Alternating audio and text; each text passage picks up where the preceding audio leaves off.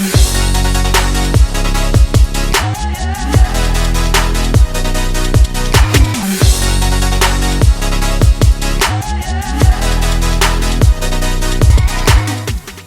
welcome to my YouTube channel. It's Eniola Shodipe. If you don't know what this channel is all about, it's all about marriage, discussions, relationship, convictions with God, my personal experiences. I get to share my personal experiences as it applies to what we talk about. Yes.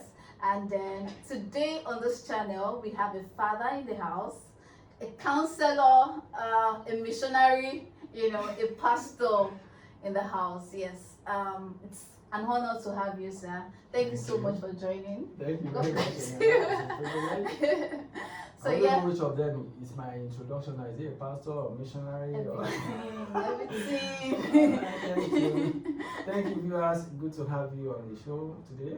All right, thank you so much, sir. God bless you, sir. Amen. All right, so today, just a very quick one, we'll be talking about godly principles in courtship. Ta-da! Okay, so my pastor, my father here will be talking about the godly principles in courtship. Yes. All right. Well, maybe we should just kickstart from what exactly is courtship, because until we know what courtship is about, we will not be able to properly put it into perspective. Sure. I would say courtship is an advanced form of dating. Let's just put it that way. So in that case, I'll have to define or explain what is dating. Okay, sir. Dating simply means a casual outing between two or more persons, usually of the opposite sex, but not necessarily of the opposite sex. But since we are talking about this subject in the light of relationship and marriage, is when a guy and a girl decides to just go out, just a casual relationship to get to know themselves superficially. I mean superficially because it's not deep, it's just surface. And it's between a young man and a young woman of marriageable age. It's not between a man and a man, or between a woman and a woman. Yeah, very important. Or a man and an animal. No. It's strictly between a young adult male and a young adult female, just to get to know themselves superficially. Now, I haven't explained in brief what dating is about. I said courtship is an advanced stage or level in dating. Courtship gets to a point, brings us to a point where you want to get to know the person better. Okay. It's beyond just we are all friends. Let's just go out. Now you want to get to know the person with some closer proximity. Okay. It's not just casual. It's not like in dating. You can go on a date with as many persons as possible. There's no strings attached. There's no commitment. There's no hard feelings that you see with somebody else. But when it comes to courtship, you are taking it a step further in that the superficial knowledge has been obtained. Okay. Now I want to get to know this person more, better than the surface, better than we are just classmates or we are just colleagues in the office or just church members. I want to visit you more often. I want to talk to you more often. And I'm not just doing that for the sake of wasting time or wasting data. I'm doing that so that I can get to understand your personality. Get to know you more, get to know what are your idiosyncrasies, what are your beliefs, what are your commitment, your convictions, what are your passions, what are your visions. I'm in the process trying to align that with mine to know if this relationship is worth taking one step further. Okay. No, now I haven't explained a little bit about courtship. There's more to it, but let's just leave it at that surface. All right. Let's now take the next step is now engagement. Engagement is an advanced level in courtship. Now, what a lot of us call courtship is actually engagement, and sometimes what we call engagement is usually courtship. Okay. In courtship, there are strings attached, but there is no commitment. There's no vocalized commitment. You have not made a proposal and have not given a yes to your proposal. Okay. So by the time you get to engagement, we are saying, I've made my intentions. We have been building up to something from dating to courtship. Now, dating, there may be about 20 persons we narrow it down to probably only you in courtship. Then in courtship, even though it's still you and I, people know us as friends, people know us as 5 and 6, 7 and 8, you know, but we have not verbally expressed our intention and accepted the proposal. Okay. So in engagement, the young man proposes, makes his intentions, declares his intention in very clear and unambiguous manner of wanting to take the relationship to the point of marriage. Okay. Then that is still not engagement. That is more or less like introduction to the real engagement. Okay. Until the lady now gives an affirmative or a positive response to that proposal. At the instance of saying, oh, you know what, to the proposal you made, I've prayed about it, whatever you do about it. I've prayed, I've thought, I've made inquiry, I've asked other cloud of witnesses, I've asked people that know you, I've done my own independent assessment. Okay? And based also on the level of understanding of who your personality is that I know, I'm making a commitment to say yes. Okay. Now, from the moment the lady says yes to the guy, engagement is in force. So what we call engagement in terms of the ceremony is the ceremony of the engagement. Engagement starts from the moment the lady accepts in very unambiguous terms a yes to the proposal of the guy to become man and wife in the nearest future. That's an engagement. Also, you know, I think it's different from what we think it is. Yeah. So it's different from the popular explanation we've gotten over the years. So I think this is like new, and we'll observe it. and you know why it is important that we break it down this way, because some assume a number of things. Some are not engaged, but they assume that there's an engagement. And some are engaged and they think that they are still courting. And then there's another part of engagement I think we should just talk about briefly. That is the part that I personally term emotional engagement. Okay. And that is as potent as the real engagement, but a lot of the time, if we are not sincere, we can pretend that it doesn't exist. We are emotional beings. Sure. True. And when you are in a relationship with someone of the opposite sex of marriageable age and you are envisaging or anticipating marriage, whether you like it or not, you are comporting yourself in the manner to make yourself, you are not pretending, but you are taking it more seriously. Acceptable. Yeah, so you are more or less like redefining your relationship inwardly.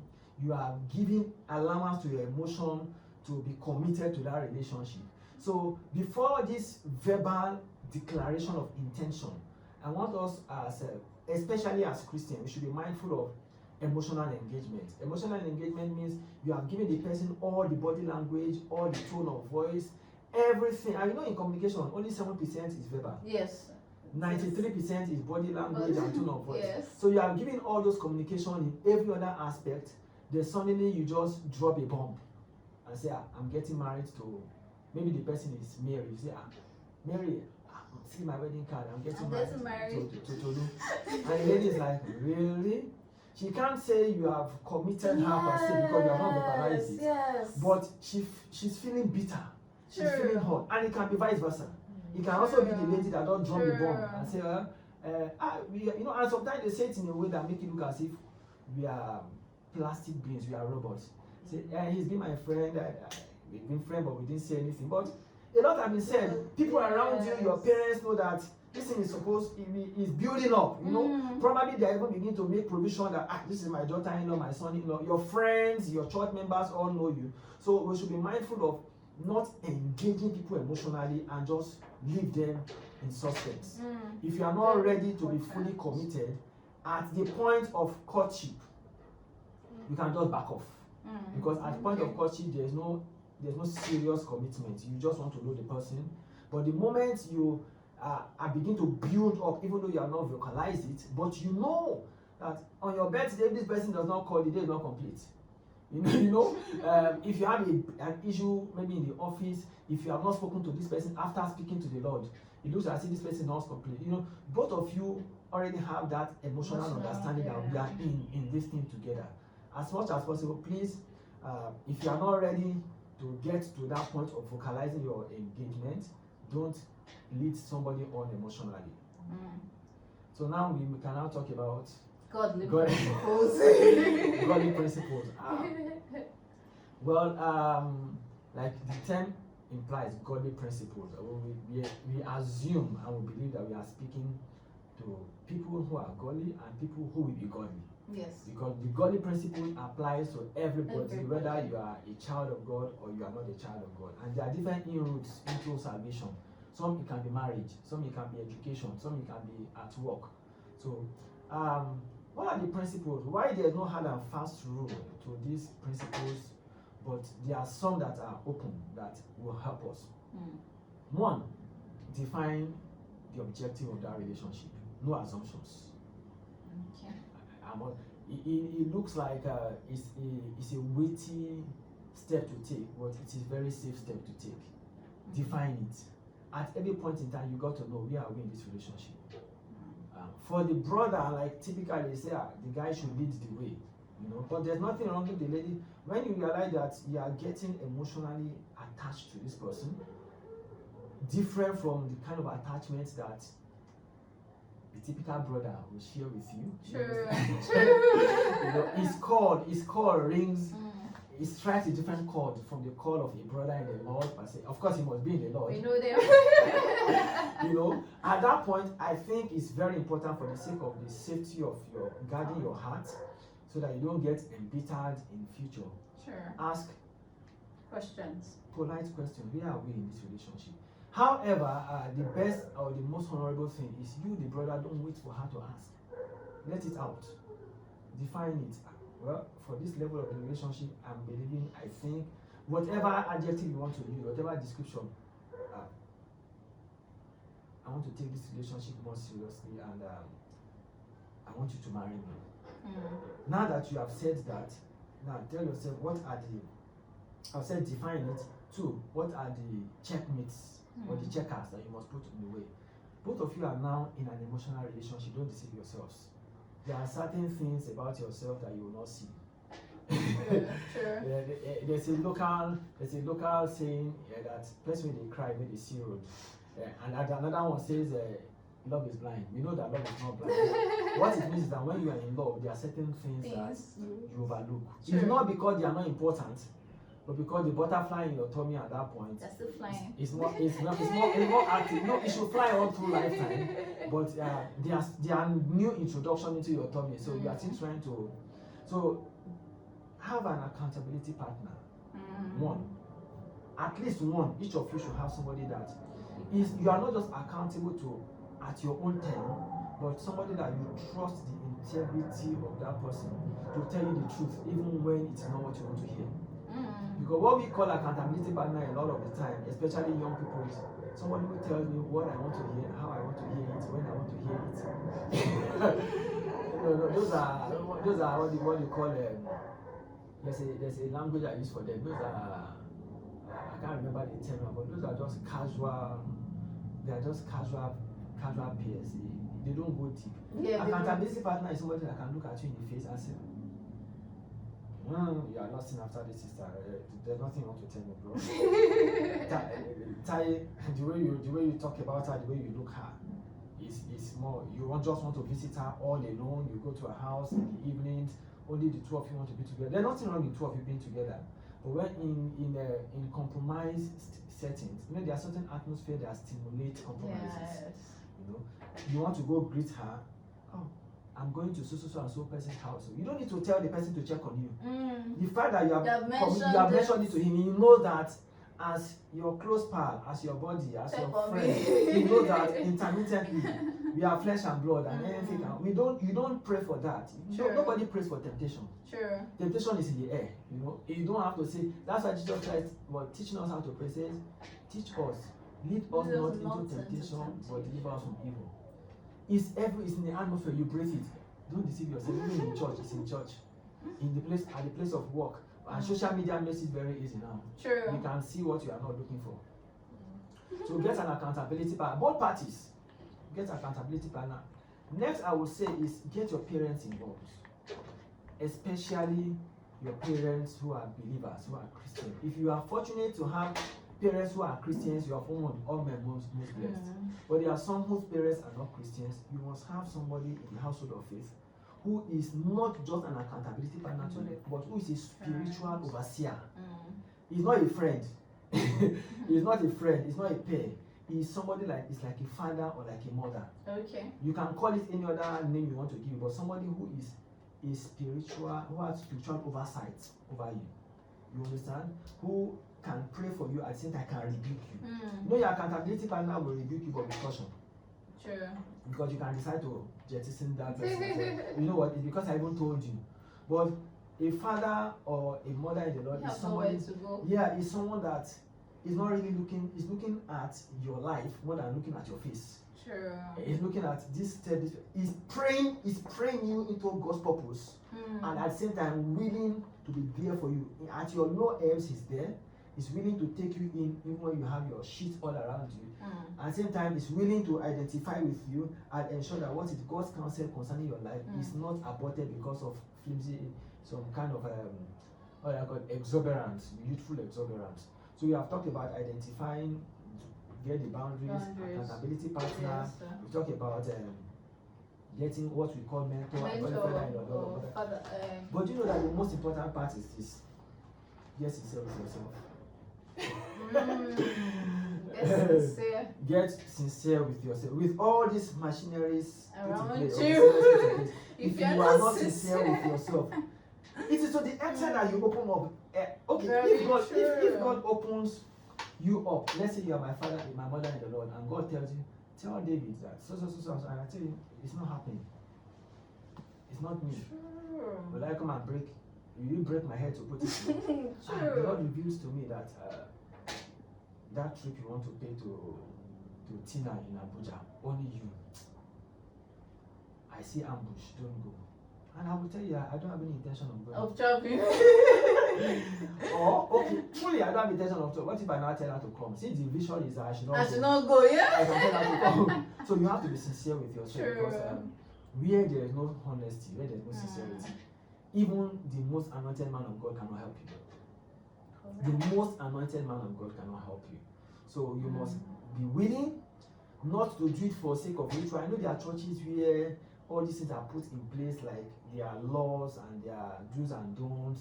They are not laws. They are laws that you set for yourself as boundaries. You guide yourself so that you don't fall into the ditch. It's not, even if the church puts all these facilities and machineries in place, you can play around all of them. Are you getting it? You can play. The church law says don't go and visit a sister all alone. Are there no visitation? Can't you be having texting and having sex through text messages? Can't you have pornography? You know? And who said you cannot visit with somebody else and still do it? It's to partner with person. You cannot be to partner. Just go to ease yourself and the person comes to meet you in the toilet. How many minutes does it take to have sex when the urge is there? In less than 3 minutes you are done. So, but the law must be in your heart. The law of the Lord must be in your heart. And once that is in place, even when there is no third-party law, you become a law to yourself because you love God and you honor the person that you're in a relationship with. And like somebody says, what you will eat for the rest of your life? Why steal for it? And that's also brings us to this point of delay. Don't delay. If you are sure of God's will, you don't have to have the world class or what do you call society wedding. It doesn't impress anybody. The wedding is between you and the person. As early as possible, once you are convinced and you are mature, go ahead and get married. I think that's a brief submission on this. Wow, awesome. Thank you very much, sir. I mean, we got a new definition of courtship, dating, engagement. I know it's not that regular. But, I mean, before we came on, right, he showed us from the internet actually what the meaning of courtship is, and I was shocked.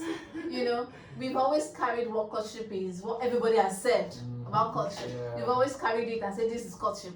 But I mean, when he showed me, after he explained this and he showed me, I was like, so sometimes you think you understand some English. Do you know that the Bible says, my people are perished for lack of knowledge? True. And another one says, my people are going into captivity for lack Lack of of knowledge. knowledge, yes. So what you don't know is your So I think this is actually a new one for you to go and learn that there's difference between courtship and engagement. So what most of us are doing, right, is engagement, not really courtship, right? So, and I'm sure we've learned so many things. Please, if you have questions, you have comments, please drop it in the comments in the chat box. Please do that. Do not forget to like, to share, to comment, and subscribe. Thank you so much for joining us today. Thank you, sir, for You're welcome, and thank you, viewers. honoring our invitation. God God bless you, next sir. time. Yes.